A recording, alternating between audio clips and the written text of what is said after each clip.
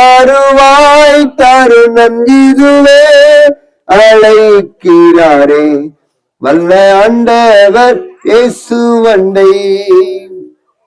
அன்பார்ந்த ஊர் பொதுமக்களே, ஒரு 5 நிமிடம் இந்த வார்த்தைகளுக்கு நேராக நீங்க திரும்பும்படி கவனிக்கும்படி உங்களை நாங்கள் மிகவும் பட்சமாக தாழ்மையோடு கூட நாங்கள் கேட்டுக்கொள்கிறோம். ஆண்டவராகிய இயேசு கிறிஸ்து இந்த உலகத்தில் வாழ்ந்த நாட்களில ஒவ்வொரு கிராமமாக போனார். போகிற இடத்திலெல்லாம் அவர் என்ன செய்தார் என்றால் நன்மையை செய்து கொண்டே போனார். எந்தெந்த கிராமத்திற்கெல்லாம் போனாரோ அந்தந்த கிராமத்தில் இருக்கிற மக்களுக்கெல்லாம் ஆண்டவராகிய இயேசு கிறிஸ்து நன்மை செய்தார். அதனால்தான் வேதம் அவரை குறித்து சொல்கிறது, அவர் நன்மை செய்கிறவராகவே சுற்றி திரிந்தார். பிசாசின் பிடியில அகப்பட்ட யாவரையும் குணமாக்கினார் என்று அவரை குறித்து எழுதப்பட்டிருக்கிறது. அந்த இயேசு கிறிஸ்து இங்கே வந்திருக்கிறார். எங்கே 2 பேர் 3 பேர் நாமத்தினாலே கூடுவீர்களோ அவர்கள் மத்தியில நான் இருக்கிறேன் என்று சொன்ன ஆண்டவர் இங்க வந்திருக்கிறார். ஆகையினால இன்றைக்கு இந்த காலை வேளையில உங்களுக்கு ஆண்டவராக இயேசு கிறிஸ்து ஒரு நன்மை செய்ய போகிறார். இயேசு கிறிஸ்துவிடத்திலிருந்து நன்மையை பெற்றுக் கொள்வதற்கு பணம் செலவழிக்க வேண்டிய அவசியம் இல்லை. இருக்கிற இடத்திலிருந்து ஆண்டவரே இயேசுவே நீ கூப்பிட்டா போதும், ஆண்டவராக இயேசு கிறிஸ்து இலவசமாக உங்களுக்கு சுகம் தருவார். இதுதான் ஆண்டவராகிய இயேசு கிறிஸ்துவுக்கும் மற்றதற்கும் உள்ள வித்தியாசம். ஆகையினால ஏசப்பா கிட்ட நன்மை பெறுவதற்கு, ஏசப்பா கிட்ட சுகம் பெறுவதற்கு நாம பணம் செலவு செய்ய வேண்டிய அவசியமே இல்லை. பாருங்க, ஆண்டவராகிய இயேசு கிறிஸ்து இந்த உலகத்தில் வாழ்ந்த நாட்களில ஒரு கிராமத்திற்கு போனார். அப்பொழுது வியாதி சுகமாகுவதற்காக ஒரு பெண்மணி எவ்வளவு பணத்தை செலவு பண்ணாங்க. ஏசப்பா கிட்ட வந்தா பணம் செலவு செய்யப்பட மாட்டாது என்பதற்கு இந்த சம்பவத்தை நான் உங்களுக்கு சொல்லுகிறேன். பாருங்க, 12 வருடமாக ஒரு அம்மா என்ன பண்ணாங்கன்னா வியாதி நிமித்தம் தன்னுடைய ஆஸ்தி எல்லாம் விற்று வைத்தியக்காரனுக்கு கொடுத்தாங்க, மருத்துவருக்கு கொடுத்தாங்க. எந்தெந்த டாக்டர் எல்லாம் யார் யார் சொல்றாங்களோ அங்கெல்லாம் போனாங்க, சுகம் கிடைக்கவே இல்லை. கடைசியாக யாரோ ஒருத்தர் ஆண்டவராக இயேசு கிறிஸ்து கிட்ட போனா சுகம் கிடைக்கும்னு சொன்னாங்க. ஒருவேளை அவங்க நினைச்சிருக்கலாம் இந்த ஏசப்பா கிட்ட போன பணம் செலவாகுமா அப்படின்னு யோசிச்சிருக்கலாம்.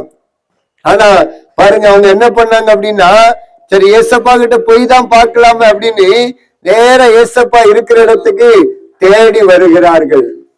ஏன்னா அவங்க ஆஸ்தி எல்லாம் போச்சு வியாதிக்காக. 12 வருஷம் அந்த பெரும்பாடு வியாதி நிமித்தம் எல்லா பணமுமே போயிடுச்சு. கடைசியில ஏசப்பா போய் பார்க்கலாம் அப்படின்னு வந்தாங்க. பாருங்க, ஏசப்பா சுத்தி திரளான மக்கள். ஆனாலும் எப்படியும் ஏசப்பா பாத்திரணும் அப்படின்னு முண்டி அடிச்சு உள்ள போய் ஏசப்பாவுடைய வஸ்திரத்தை தொட்டாங்க. தொட்ட மாத்திரத்துல அற்புதமான சுகம். 12 வருஷமா வியாதிக்காக பணம் செலவு பண்ணாங்க. ஆனா ஏசப்பா கிட்ட வந்த உடனே, ஏசப்பா தொட்ட உடனே இலவசமாக இயேசு சுகம் கொடுத்தார். எவ்வளோ பணத்தை வியாதிக்காக போட்டாங்க. ஆனா கடைசியில ஆண்டவரா இயேசு கிறிஸ்துவிடத்துல வந்த மாத்திரத்துல பணம் இல்லாம 1 ரூபாய் கூட செலவு செய்யாம அற்புதமான சுகத்தை ஆண்டவரா இயேசு கிறிஸ்து கொடுத்தார். அதனால அன்பான ஊர் பொதுமக்களே, இந்த தெருவில் இருக்கிற மக்களே, இன்றைக்கு ஒருவேளை வியாதியோடு, ஒருவேளை பலவிதமான போராட்டங்களோடு, பலவிதமான கஷ்டத்தோடு கூட நீங்கள் வாழ்ந்து கொண்டிருப்பீர்கள் என்றால் வாங்க, ஏசப்பா கிட்ட வாங்க, வந்து பாருங்க. எங்கெங்கோ நீங்க சமாதானத்துக்காக நீங்க அலைந்து திரிந்திருக்கலாம், எவ்வளவு பணத்தை செலவு பண்ணி இருக்கலாம். இன்னைக்கு நீங்க ஏசப்பா கிட்ட ஒரு முறை வந்து பாருங்க. இலவசமாக ஆண்டவராகிய இயேசு கிறிஸ்து உங்களுக்கு சுகத்தை தருவார், சந்தோஷத்தை தருவார், சமாதானத்தை தருவார், நிம்மதியை தருவார். 12 வருஷமா வியாதிக்காக ஒரு அம்மா போராடினாங்க. ஆஸ்தியெல்லாம் வித்து மருத்துவத்தை கொண்டு போய் போட்டாங்க, சுகம் கிடைக்கல. ஆனா ஏசப்பா கிட்ட வந்தாங்க. ஏசப்பா அற்புதமான முறையில சுகத்தை கொடுத்து வாழ வச்சாங்க. அந்த இயேசு கிறிஸ்து இங்க உங்களை தேடி வந்திருக்கிறார். எதற்காக என்றால் உங்களுக்கு நன்மை செய்வதற்காக.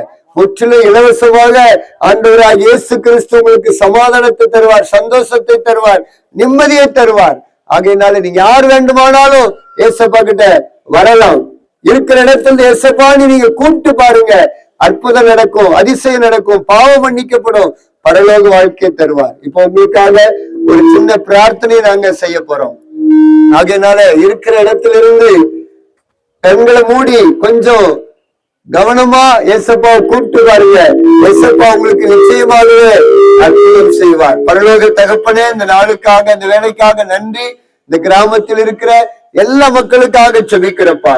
எல்லா மக்களையும் நீங்க ஆசீர்வதிங்க. எல்லா குடும்பத்தின் மீது உங்களுடைய ஆளுகை இறங்கட்டும் என்று செபிக்கிறோம். 12 வருஷமா பெரும்பாடுள்ள ஸ்திரீக்கு நீங்க சுகத்தை கொடுத்தீங்க. அதே போல இன்றைக்கு இந்த கிராமத்தில் இருக்கிற எல்லா மக்களுக்கும் சந்தோஷத்தையும் சமாதானத்தையும் நிம்மதியை கொடுத்து நீங்க ஆசீர்வதிக்க வேண்டும் என்று செபிக்கிறோம். இயேசு கிட்ட போனா இலவசமாகவே சுகம் தருவார். இயேசு கிட்ட போனா இலவசமாகவே சமாதான சந்தோஷம் நிம்மதி தருவார் என்கிற ஆண்டவரே, இந்த சிந்தனை ஒவ்வொரு மக்களுக்குள்ள வரட்டும். உண்மை தேடி ஒவ்வொரு மக்களும் வருவார்களாக என்று செபிக்கிறப்பா. இந்த ஊர்ல இருக்கிற கிராமத்தில் இருக்கிற எல்லா மக்களையும் ஆசீர்வதி. வியாதியோடு பலவீனத்தோடு இருக்கிற மக்களை சுகமாக்கும், ஆசீர்வதியும். இயேசுவின் நாமத்தில் ஜெபிக்கிறோம் நல்ல பிதாவே, ஆமென்.